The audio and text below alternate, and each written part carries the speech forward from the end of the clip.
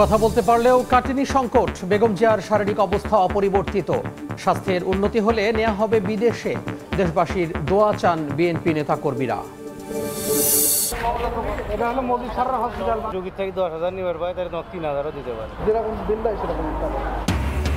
সরকারি হাসপাতালের রোগী ভাগিয়ে নেওয়া হচ্ছে বেসরকারিতে। সিন্ডিকেটে গাড়ি চালক থেকে শুরু করে নিরাপত্তা রক্ষীও। জড়িতদের বিরুদ্ধে ব্যবস্থার আশ্বাস। নানা দাবিতে আন্দোলন। নিবন্ধন কার্যক্রম সংস্কারে মোবাইল ব্যবসায়ীদের মানববন্ধন। পদোন্নতির জন্য রাজপথে শিক্ষকরা। 6 লেন চেয়ে চট্টগ্রাম কক্সবাজার মহাসড়ক ব্লকেড। আইএমএফের শর্তেই রফতানি উন্নয়ন তহবিল কমানোর সিদ্ধান্ত সরকারের। দাবি উদ্যোক্তাদের। বৈদেশিক আয় বাধাগ্রস্ত হওয়ার শঙ্কা। বাজারমুখী পলিসির তাগিদ।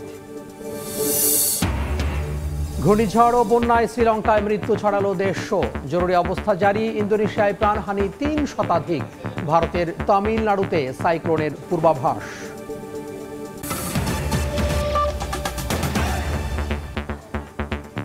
সময় সংবাদের সঙ্গে আছি আমি তোহা খান তামিম। কথা বলতে পারলেও সংকট কাটেনি বেগম খালেদা জিয়ার। বিএনপি চেয়ারপারসনের শারীরিক অবস্থা অপরিবর্তিত বলে জানিয়েছেন ব্যক্তিগত চিকিৎসক ডক্টর জাহিদ হোসেন। স্বাস্থ্যের কিছুটা উন্নতি হলে নেওয়া হতে পারে বলেও জানান তিনি। এদিকে আজও এভারকেয়ার হাসপাতালের সামনে জড়ো হন বিভিন্ন শ্রেণী পেশার মানুষ। দলীয় প্রধানের সুস্থতার জন্য দেশবাসীর দোয়া চান তারা। ফুসফুস ও হৃদযন্ত্রের সংক্রমণ নিয়ে রাজধানীর এভারকেয়ার হাসপাতালের সিসিইউতে চিকিৎসাধীন বিএনপি চেয়ারপারসন বেগম খালেদা জিয়া। সাবেক এই প্রধানমন্ত্রীর স্বাস্থ্যের খবর নিতে প্রতিদিনের মতো রোববার সকালেও হাসপাতালের সামনে আসেন নেতাকর্মীরা। তাদের প্রার্থনা দ্রুত সুস্থ হয়ে উঠবেন বেগম জিয়া। ইনশাআল্লাহ আমাদের নেত্রী, আমার গণতন্ত্রের মা ইনশাআল্লাহ আমাদের মাঝে ফিরে আসবে। সবাই প্রার্থনা করে যাতে দেশনেত্রী বেগম খালেদা জিয়া আবার আমাদের মাঝে সুস্থ হয়ে ফিরে আসে। মানুষের অধিকার প্রতিষ্ঠার জন্য এই নেত্রী যে অপরিসীম ত্যাগ স্বীকার করেছেন সেটা সর্বজন বিদিত। আজকে উনি যে অবস্থায় রয়েছেন সেখানে আমরা শুধু মানুষের কাছে দোয়া চাই।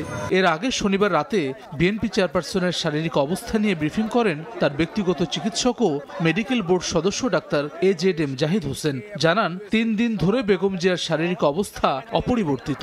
বিদেশে পাঠানোর বিষয়টি নির্ভর করছে স্বাস্থ্য ও মেডিকেল বোর্ডের সুপারিশের উপর।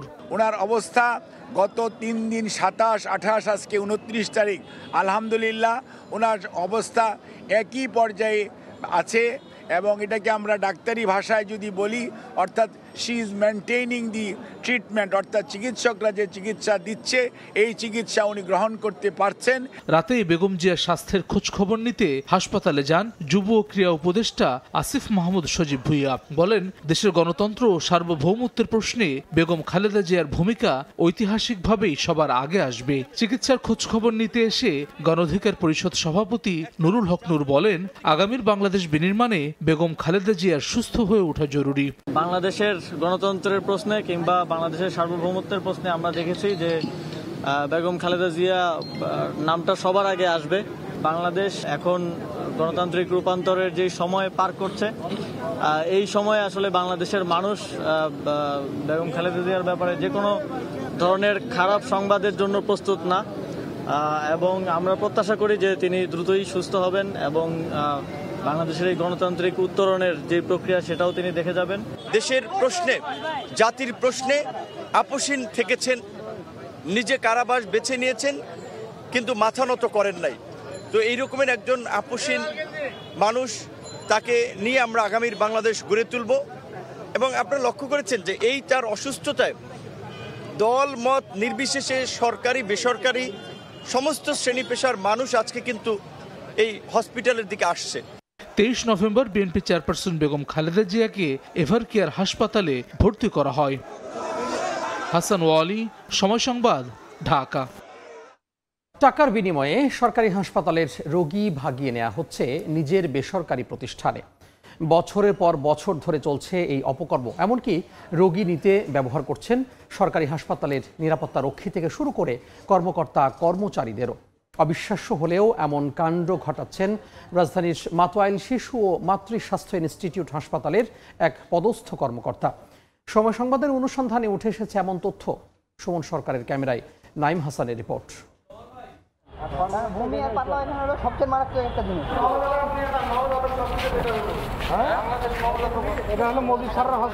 মাতোয়াইল শিশু ও মাতৃ স্বাস্থ্য ইনস্টিটিউট হাসপাতালের জরুরি বিভাগের সামনের চিত্র এটি। প্রত্যেকেই খুব কর্মব্যস্ত। কারণ খুঁজতে গিয়ে দেখা গেল ভালো সেবার আশ্বাস দিয়ে অর্থের বিনিময়ে রোগীকে পাশের বেসরকারি হাসপাতালে পাঠাতে চান তারা। আর এই কাজ সম্পন্ন করতে পারলে তাদের আয় রোগী প্রতি 5 থেকে 10,000 টাকা। যদি রোগীর থেকে 10,000 নিবার পায় তাহলে 3,000ও দিতে পারে। অনুসন্ধানের এ পর্যায়ে মুকিত নামের এই গাড়ি চালককে অনুসরণ করব আমরা। মুকিত হাসপাতালের কেউ না হলেও তার গাড়িতে করেই রোগী ভাগানো হয় মাতোয়াইল হাসপাতালের পরিচালকের ব্যক্তিগত হাসপাতালে। দর্শক, আমাদের সামনে দিয়ে মাত্রই ওই গাড়িটি একজন যাত্রীকে সঙ্গে নিয়ে বের হয়ে গেছে। আমরা এবার ওই গাড়িটিকে ফলো করব, দেখব গাড়িটি কোথায় গিয়ে থামে। মাতোয়াইল হাসপাতাল থেকে মুকিতের গাড়ি ঢুকলো বাংলাদেশ নবজাতক হাসপাতালে, যে হাসপাতালের মালিক মাতোয়াইল শিশু ও মাতৃ স্বাস্থ্য ইনস্টিটিউট হাসপাতালের পরিচালক মুজিবুর রহমান। তার স্ত্রী ওই হাসপাতালের চেয়ারম্যান। সরকারি হাসপাতালের রোগী ভাগিয়ে পরিচালকের বেসরকারি হাসপাতালে বুঝিয়ে দেওয়ার পর মুকিত একটি টোকেন সংগ্রহ করলেন দারোয়ানের কাছ থেকে। পরে সেই টোকেন দিয়ে কাউন্টার থেকে নিজের কমিশন তোলেন তিনি। প্রতি রোগী বাবদ 1500 থেকে 2000 টাকা করে পান মুকিত। এবার মুকিতের মুখোমুখি হবার পালা আমাদের। রোগী তো গাড়ি ভাড়া দিলেন, তারপরও কাউন্টার থেকে কিসের টাকা নিলেন মুকিত? আমি এক টাকা না, আমি 400 টাকা ভাড়া আনছি। এখানে আপনার সিন্ডিকেট হচ্ছে সিকিউরিটি, রোগীকে বুঝায় মনে করেন ওখানে পাঠায়। আবার যে সিকিউরিটি গার্ড মুকিতের গাড়িতে রোগী তুলেছেন তার রেট আরো বেশি। রোগী যতদিন থাকবে সেই অনুযায়ী টাকা নির্ধারিত হবে নিরাপত্তারক্ষীদের। ক্যামেরার সামনে কথা বলতে না চাইলেও চক্রের সদস্যরা তুলে ধরেন রোগী ভাগানোর পুরো প্রক্রিয়া। আমি পাঠাইলে সেনা পাবো। ক্লিনিকগুলো তো এখানে সিভিল আইসা থাকে। এনআইসু রোগীটা পাঠাইলি রোগী প্রতিদিন থাকলে প্রতিদিন 2,000 টাকা করে দিতেছে। বিলটা আসতে থাকে সিকিউরিটি গার্ড, এই টাকার আবার ওরা ভাগ করে নেয়। রোগীর অবস্থা যত বেশি গুরুতর, সিন্ডিকেট সদস্যদের মনে তত বেশি আনন্দ। কারণ রোগীর হাসপাতালের বিল বাড়লেই বাড়তে থাকবে তাদের কমিশনের অঙ্ক। এটাই যেন মাতোয়াইলের মা ও শিশু হাসপাতাল সহ আশেপাশের বেসরকারি হাসপাতালগুলোর প্রায় প্রতিদিনের চিত্র। এবার কথা বলতে চাই মাতোয়াইল হাসপাতালের পরিচালকের সঙ্গে। আমি প্রফেসর মুজিবুর রহমান, সাইনবোর্ড মোড়ে নবজাতক একটা হাসপাতাল আছে। নবজাতক হাসপাতালের কি মালিক আপনি? রোগী ভাগিয়ে নিজের ব্যক্তিগত হাসপাতালে পাঠানোর বিষয়ে জানতে চাইলে শুরুতে পরিচালক মুজিবুর রহমান 2 দিন পরে আসার জন্য বলেন। পরশুদিন আসো, ছোটখাটো বড় ভ্রান্তি যেগুলো থাকে কারেকশনের যুগগুলো বলে দেবা, যেগুলো করুন। আর যদি মনে করে যে না এটা মহাগর্হিত যাত্রীরা জানাইতে হবে, তখন তো মিডিয়াতে যাওয়া লাগবে। 2 দিন পর ফোন করার পর এবার নানা টালবাহানায় ঘোরাতে থাকেন তিনি। এক পর্যায়ে মুঠোফোনে মুজিবুর রহমান তার বাসায় যাওয়ার অনুরোধ করেন আমাদের। সময় তো দিছো, আর একটা দিন সময় দাও। হ্যাঁ, তোমার ম্যাডাম খুব অসুস্থ, তুমি যদি মনে কিছু না করো আমার বাসায় একটু চার দাওয়াত না, তুমি আমার বাসায় আসো। মাতোয়াইল হাসপাতালের পাশের আরেক হাসপাতালের নাম প্রোঅ্যাক্টিভ। কমিশনের বিনিময়ে রোগী ভাঙানোর বিষয়টি অবলীলায় স্বীকার করলেন হাসপাতালের উপপরিচালক। আমাদের মার্কেটিং এর লোক আছে, ওদের একটা সেলস টার্গেট দেওয়া থাকে, ওইটা অনেক সময় নেওয়ার জন্য ওরা কি করে, এরকম একটা রোগী হচ্ছে গিয়ে পাঠায়, সেলস টার্গেট পূরণের জন্য ওরা এই ডাটি ওয়ার্কগুলো করে। এটা তো আমি ডিনাই করতেছি না। রোগী ভাগানো এই সিন্ডিকেটের সঙ্গে জড়িত হাসপাতালের পরিচালক সহ প্রত্যেকের বিরুদ্ধে ব্যবস্থা গ্রহণের আশ্বাস মাতোয়াইল শিশু ও মাতৃ স্বাস্থ্য ইনস্টিটিউট হাসপাতালের নির্বাহী পরিচালকের। আমি এই বিষয়টাকে একটা পুঙ্খানুপুঙ্খ তদন্ত করব। যদি এই বিষয়ে যে সম্পৃক্ততা পাওয়া যায় বা এই ধরনের কিছু আমরা পাই, ডেফিনেটলি আমরা এইটার ব্যাপারে আমরা ব্যবস্থা নিব। সাধারণ মানুষের প্রত্যাশা সিন্ডিকেটের মাধ্যমে অসহায় রোগীদের এই গলাকাটার উৎসব বন্ধ হোক। নাইম হাসান, সময় সংবাদ, ঢাকা। 10ম গ্রেড বাস্তবায়নের দাবিতে সারা দেশে কর্মবিরতি পালন করেছেন মেডিকেল টেকনোলজিস্ট ও ফার্মাসিস্টরা। সকাল 9টা থেকে 11টা পর্যন্ত চলে কর্মসূচি। সকালে বিভিন্ন ধরনের ব্যানার, প্ল্যাকার্ড নিয়ে মেডিকেলের ফটকে দাঁড়িয়ে কর্মসূচিতে অংশ নেন মেডিকেল টেকনোলজিস্ট ও ফার্মাসিস্টরা। কর্মসূচিতে বক্তারা বলেন, দীর্ঘদিন ধরে তারা বেতন বৈষম্যের শিকার হচ্ছেন। অন্য ডিপ্লোমাধারীরা 10ম গ্রেড পেলেও তাদের দাবি মানা হচ্ছে না। দ্রুত দাবি মেনে নেওয়ার আহ্বান তাদের। 2 ঘন্টা কর্মবিরতির কারণে ফার্মেসি ও প্যাথোলজি বিভাগ বন্ধ থাকায় ভোগান্তিতে পড়েন রোগীরা। সায়েন্স ব্যাকগ্রাউন্ড নিয়ে আমরা 4 বছরের কোর্স কমপ্লিট করে আমরা কেন 10 নম্বর গ্রেড পাচ্ছি না। আমাদের একদম আসল দাবি, যেটা আমাদের সমস্ত ডিপ্লোমাধারীদের আগে আমাদের পাওয়ার কথা ছিল, কিন্তু সেটা আমরা অদ্যাবধি পাইনি, সেটা যেন আমরা পেতে পারি। মোবাইল নিবন্ধন কার্যক্রম সংস্কারের দাবিতে দোকান বন্ধ রেখে আন্দোলন করছেন মুঠোফোন ব্যবসায়ীরা। এই মুহূর্তে কারওয়ান বাজার এলাকায় আছেন সহকর্মী ফরহাদুর রহমান, আমরা সরাসরি যুক্ত হব তার সঙ্গে।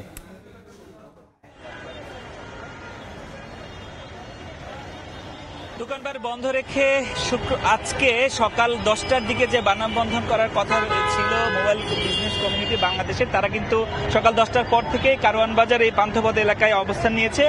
আমরা সকাল 10টার পর থেকে দেখছি ঢাকা শহরের বিভিন্ন যে শপিং মল আছে সেই শপিং মল থেকে যারা ব্যবসায়ী আছেন, কর্মচারী আছেন, কর্মকর্তা আছেন, তারা এখানে অবস্থান নিয়েছেন। তারা বিভিন্ন দাবি জানাচ্ছেন। আসলে আগামী 16 ডিসেম্বর থেকে সরকারের বিটিআরসির যে NEIR অর্থাৎ ন্যাশনাল ইকুইপমেন্ট আইডেন্টিটি রেজিস্টার যে প্রক্রিয়া সেটি চালু হওয়ার যে সিদ্ধান্ত রয়েছে তার সংস্কারের দাবি তারা আসলে জানাচ্ছেন। আমরা এই যে সংগঠন যারা আসলে এখানে এই মানববন্ধনের আয়োজন করেছেন তাদের সভাপতি এবং সাধারণ সম্পাদকের সাথে কথা বলেছি। তারা বলছেন যে ব্যবসায়ীদের সাথে কোনো আলোচনা না করে যেটি আসলে সরকার করতে যাচ্ছে সেটি তাদের উপর খরচ নিয়ে আসছে এবং একটা বড় সংখ্যার মানুষজন এইতে ক্ষতিগ্রস্ত হবে। আমরা দেখতে পাচ্ছি যে এই যে কারওয়ান বাজার সার্ক ফোয়ারা মোড় আছে সেটির চারপাশে মানুষজন দাঁড়িয়েছেন তো, এবং পাশাপাশি 3-4 দিকে যেসব সড়ক চলে গেছে সেই সব সড়কের দুই পাশে নানান প্লে কার্ড এবং ব্যানার নিয়ে আসলে মোবাইল ব্যবসায়ী এবং কর্মচারীরা অবস্থান নিয়েছেন এবং তারা দাবি জানাচ্ছেন এই নিয়ম সংস্কার না হলে তারা অনেক বেশি ক্ষতিগ্রস্ত হবেন এবং এটির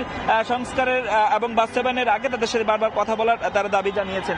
এবং আমরা যদি দেখেছি যে এই এলাকার সোনারগাঁও স্পেসিফিক যে হোটেল আছে সেটির সামনে যেমন অবস্থান নিয়েছেন, একই সাথে এই যে কারওয়ান বাজার মোড় তার থেকে বসুন্ধরা যে শপিং মল তার পাশ দিয়ে লম্বা করে দাঁড়িয়ে তারা আসলে এই যে নিয়মটি চালু হতে যাচ্ছে তার প্রতিবাদ জানাচ্ছেন এবং তারা বলছেন এটি যদি সংস্কার না করা হয়, কেউ কেউ বলছেন আসলে আগামী অর্থ বছরের বাজারের পর থেকে এটি বাস্তবায়ন করার জন্য, আবার কেউ কেউ বলছেন অবশ্যই আসলে এই প্রক্রিয়াটি বাস্তবায়নের আগে তাদের সাথে কথা বলতে হবে, অন্যথায় তারা কঠোর আন্দোলনের ঘোষণা দিবেন বলে তারা আমাদের জানিয়েছেন। আমরা যদি দেখছি আসলে সকাল থেকে নানান জায়গা থেকে অন্তত 7 থেকে 8 হাজার মানুষজন, আমরা যদি ভুল না করে থাকি, এবং তারা দাবিও করছেন 8 থেকে 10 হাজার মানুষ আসলে এখানে জড়ো হয়েছেন। তাদের দাবি হচ্ছে তারা স্লোগান দিচ্ছেন এবং অবস্থান এখন পর্যন্ত কিন্তু করছেন।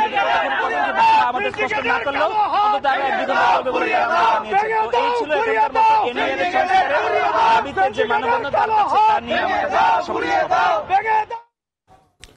সহকর্মী ফরহাদুর রহমান যুক্ত হয়েছিলেন কারওয়ান বাজার থেকে। চট্টগ্রাম কক্সবাজার মহাসড়ক 6 লেনে উন্নীত করার দাবিতে আন্দোলনে নেমেছেন শিক্ষার্থী সহ স্থানীয়রা। এতে চরম ভোগান্তিতে পড়েন যাত্রী, চালক ও পর্যটকরা। সকাল 10টা থেকে মহাসড়কের চকরিয়ার মাতামুহুরি অংশে ব্লকেট কর্মসূচি পালন করেন তারা। মহাসড়কের দুপাশে বন্ধ হয়ে যায় যানবাহন চলাচল। এতে দীর্ঘ যানজটে পড়ে দুর্ভোগ পোহাচ্ছেন পর্যটক সহ যাত্রীরা। দাবি পূরণের আশ্বাস না পাওয়া পর্যন্ত কর্মসূচি চালিয়ে যাওয়ার ঘোষণা দেন আন্দোলনকারীরা।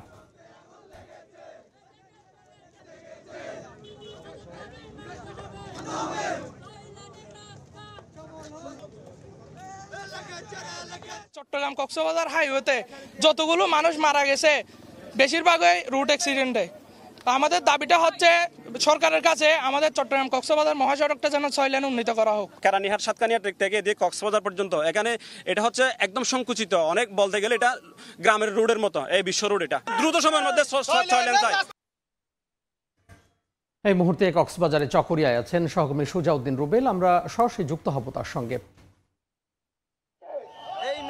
কোনো ধরনের তালবাহানা চলবে না, এই নিয়ে কক্সবাজার চট্টগ্রাম যে মহাসড়কটি রয়েছে সেটি 6 লেনে করতে হবে, এমনটাই দাবি করছে এখানকার ছাত্র সমাজ। সকাল 10টা থেকে আন্দোলন শুরু করেছে, এখনো পর্যন্ত চলমান রয়েছে। আমরা দেখতে পাচ্ছি এই কক্সবাজার চট্টগ্রাম মহাসড়কের চকরিয়ার যে মাতামুহুরি অংশ রয়েছে সেই মাতামুহুরি অংশে শুধুমাত্র যে জরুরি প্রয়োজনে যারা চিকিৎসার জন্য যাচ্ছে তাদেরকে যাওয়ার ব্যবস্থা করে দিচ্ছে এবং অন্যান্য যে গাড়িগুলো আছে, দূরপাল্লার যে বাসগুলো আছে সবগুলো এখন পর্যন্ত আটকে দেওয়া হয়েছে, যে তাদের দাবি দেওয়া না মানা পর্যন্ত, কোনো ধরনের আশ্বাস না আসা পর্যন্ত এই আন্দোলন তারা চালিয়ে যাবেন। তারা বলছেন প্রতিনিয়ত এই মহাসড়কে মানুষজন মরছে, সড়ক দুর্ঘটনা হচ্ছে এবং এই দুর্ঘটনার কারণ বলে কক্সবাজার চট্টগ্রাম মহাসড়ক শুরু হওয়ার কারণে এই দুর্ঘটনা ঘটছে, যার ফলে তারা 6 লেনের মহাসড়ক দাবি করছে। সকাল 10টা থেকে এই আন্দোলন শুরু হয়েছে, এখনো পর্যন্ত চলমান রয়েছে। আমরা আমরা লক্ষ্য করছি প্রশাসনের লোকজন, এখানে পুলিশ থেকে উপজেলা প্রশাসন থেকে সবাই এসেছেন, শিক্ষার্থীদের আসলে মানানোর চেষ্টা করেছেন, কিন্তু তারা কোনোভাবেই তাদের কোনো ধরনের আশ্বাস না আসা পর্যন্ত তারা সড়ক ছেড়ে যাবেন না এই অবস্থা বলছে। আমরা এখন মাতামুহুরী অংশে রয়েছি, দীর্ঘ লাইন, যে যানবাহনের দীর্ঘ লাইন, সেখানে মানুষ দুর্ভোগ পোহাচ্ছেন, অনেকে পায়ে হেঁটে তারা রাস্তা পারাপার হচ্ছেন। তারা বলছেন এই আন্দোলনের সঙ্গে তারাও একাত্মতা প্রকাশ করেছেন। তারা বলছেন যে এই দুর্ভোগ হলেও তারা কক্সবাজার চট্টগ্রাম মহাসড়কটি 6 লেনে চান, সেই দাবিটি বারবার করে আসছেন। আমরা দেখতে পাচ্ছি এখানে বিপুল সংখ্যক পুলিশ অবস্থান রয়েছে, এখানকার এই যে মহাসড়কগুলো রয়েছে, মহাসড়কে দীর্ঘ যানবাহন, এখানে আমরা দেখতে পেয়েছি সকাল থেকে অনেক পর্যটক যেহেতু যানবাহনে আটকা পড়েছেন, সেই ক্ষেত্রে তারা পায়ে হেঁটে এই মহাসড়কটির অনেক যে অংশে ব্যারিকেড দেওয়া হয়েছে সেই অংশটি পার হয়েছেন এবং তারা বলছেন তারা দুর্ভোগ পোহাচ্ছেন। দুর্ভোগ পোহালেও তারা বলছেন যে যেহেতু এটি পর্যটন নগরী কক্সবাজারের এটি মহাসড়ক, এই সড়কটি যাতে বড় করা হয় সেই দাবিটি করছেন। এখানে উপজেলা প্রশাসনের কর্তা ব্যক্তিরা এসেছেন, আমরা দেখতে পেয়েছি তারা অনেক চেষ্টা করেছেন, কিন্তু এখনো পর্যন্ত তাদেরকে যে আশ্বাস, সেই আশ্বাসটি না পাওয়ায় ছাত্র জনতা এখন পর্যন্ত তারা রাস্তা ছাড়েননি। তারা রাস্তাতে অবস্থান করছেন, স্লোগান দিচ্ছেন, স্লোগানে তারা দাবি তুলছেন কোনো ধরনের তালবাহানা চলবে না, এই মহাসড়ক 6 লেনে করতে হবে, এই দাবিটি তারা করছেন। তো এই ছিল আমার কাছে চকরিয়া অংশ থেকে সবশেষ। সহকর্মী সুজাউদ্দিন রুবেল যুক্ত হয়েছিলেন কক্সবাজারের চকরিয়া থেকে। দাবি আদায়ে মাধ্যমিক ও উচ্চশিক্ষা অধিদপ্তর মাউসির সামনে অবস্থান কর্মসূচি পালন করছেন শিক্ষক কর্মকর্তা কর্মচারীরা। 26 থেকে 31 বিসিএস সাধারণ শিক্ষার সহকারী অধ্যাপকরা সহযোগী অধ্যাপক হিসেবে পদোন্নতির দাবি জানান। তাদের দাবি, দীর্ঘদিন আগেই পদোন্নতির উপযুক্ত হলেও প্রশাসনিক জটিলতায় তাদের পদোন্নতি আটকে আছে। অন্যদিকে মাধ্যমিক শিক্ষাকে নবম গ্রেড করা, মাধ্যমিক শিক্ষা অধিদপ্তর প্রতিষ্ঠা সহ 4 দফা দাবিতে অবস্থান কর্মসূচি পালন করছেন সরকারি মাধ্যমিক শিক্ষকরা। এছাড়া নবম পে স্কেল বাস্তবায়নের দাবিতে আন্দোলন করছেন শিক্ষা ভবনের কর্মকর্তা কর্মচারীরা। আমাদের সমপর্যায়ে যারা ছিল সকলে অনেক আগেই নবম গ্রেডে চলে গেছে। 8 বছর চলছে, 3 বছরে আমি পদোন্নতি যোগ্য হয়েছি, কিন্তু আমাদের ন্যায্য অধিকার পদোন্নতি বঞ্চিত। আমরা যোগ্যতা অর্জন করেছি আরো 2-3 বছর আগে।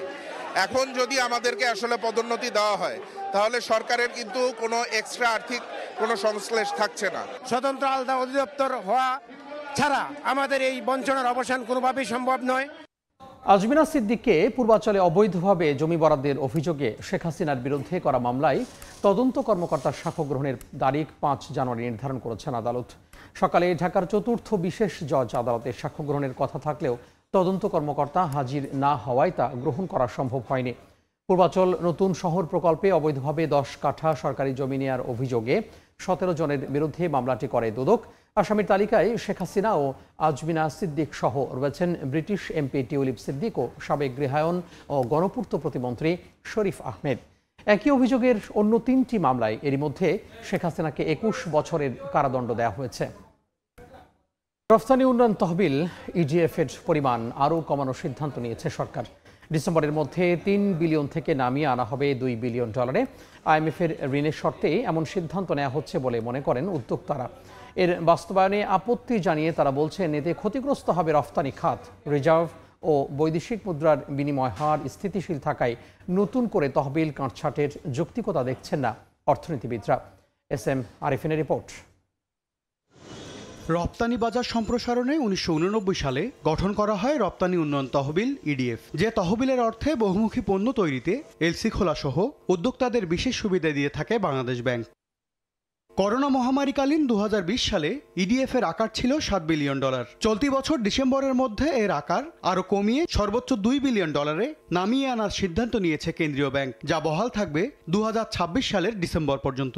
রাখারি তরকারি তাহলে বন্ধই করে দেন, অযথা এটার আশায় আমরা ওই ব্যাংক থেকে যখন আমরা এডসাইট এলসি করে এটার আশায় থাকি তখন উল্টা ওখানে আমাদের জরিমানা করতে হয়।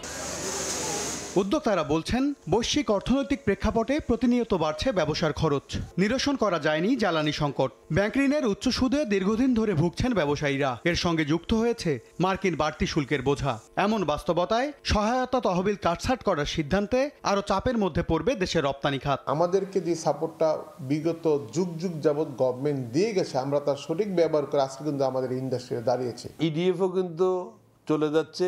কিছু ক্রাইটেরিয়া আছে, ডিপ এনজয় করতে হলে আপনি ক্লাসিফাইড হওয়া যাবে না, আপনি ডিএক্সপি হওয়া যাবে না, বাট অনেকগুলি দেশের প্রেক্ষাপটে গার্মেন্টস ফ্যাক্টরিগুলি অনেক ঝুঁকির মুখে চলে গেছে। দেশের রপ্তানি খাতকে চাপে ফেলে IMF এর পরামর্শ মানার কোনো যৌক্তিকতা নেই বলে মনে করেন অর্থনীতিবিদরা। তবে বিশ্ববাজারে প্রবৃদ্ধি ধরে রাখতে তহবিলের সুষ্ঠু বন্টন নিশ্চিত করার তাগিদ তাদের। যেহেতু রপ্তানি খাত একটা চাপের মধ্যে আছে, পরপর 3 মাস ধরে কিন্তু আমাদের যে এক্সপোর্ট গ্রোথ মানে গত বছরের এই একই সময়ের তুলনায় কিন্তু নেতিবাচক অবস্থাতে আছে।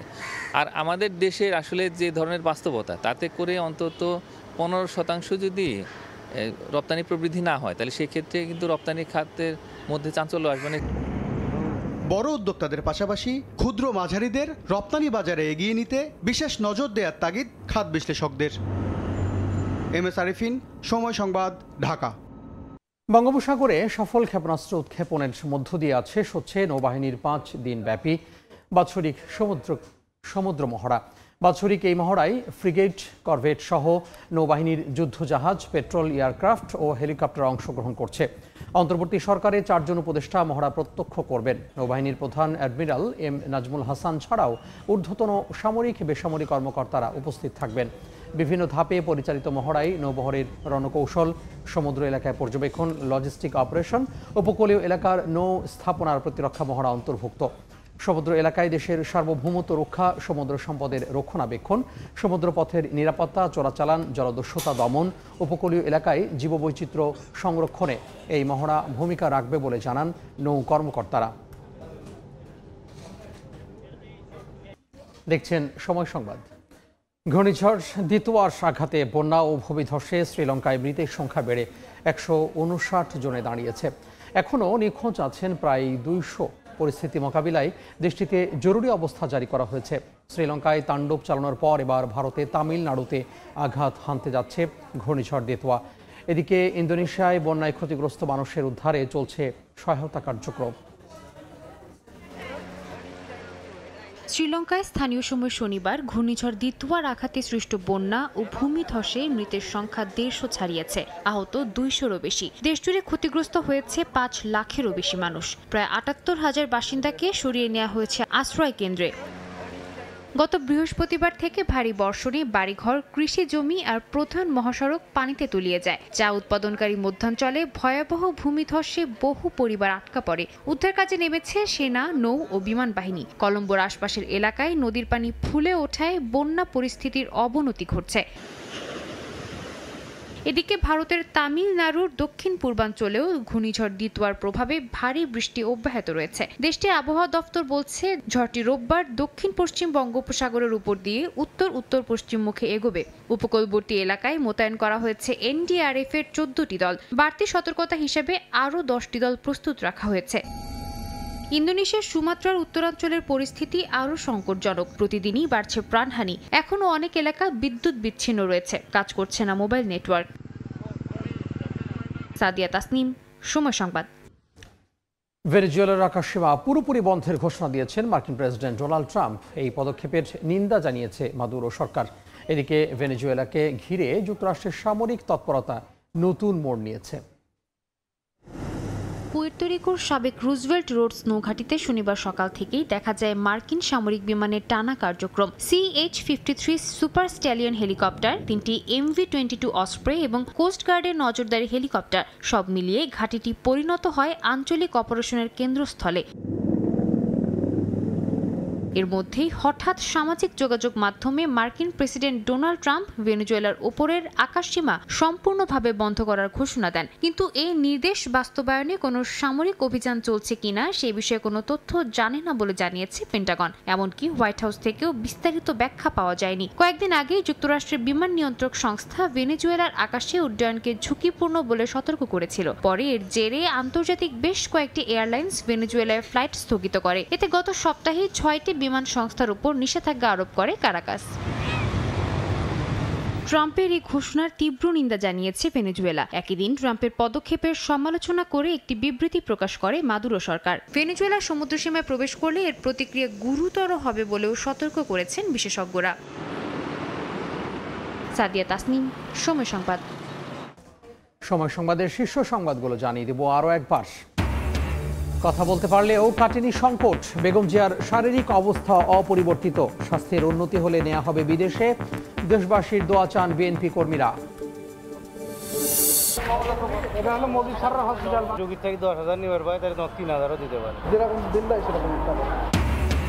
সরকারি হাসপাতালে রোগী ভাগিয়ে নেওয়া হচ্ছে বেসরকারিতে। সিন্ডিকেটে গাড়ি চালক থেকে শুরু করে নিরাপত্তা রক্ষীও। জড়িতদের বিরুদ্ধে ব্যবস্থার আশ্বাস। এবং নানা দাবিতে আন্দোলন। নিবন্ধন কার্যক্রম সংস্কারে মোবাইল ব্যবসায়ীদের মানববন্ধন। পদোন্নতির জন্য রাজপথে শিক্ষকরা। 6 লেঞ্চে চট্টগ্রাম কক্সবাজার মহাসড়ক ব্লকেজ।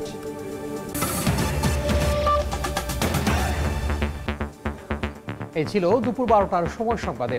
এরপর খেলার সময় সঙ্গে থাকবেন সহকর্মী সাজিদ মুস্তাহিদ। আপনাকে ধন্যবাদ তামিম।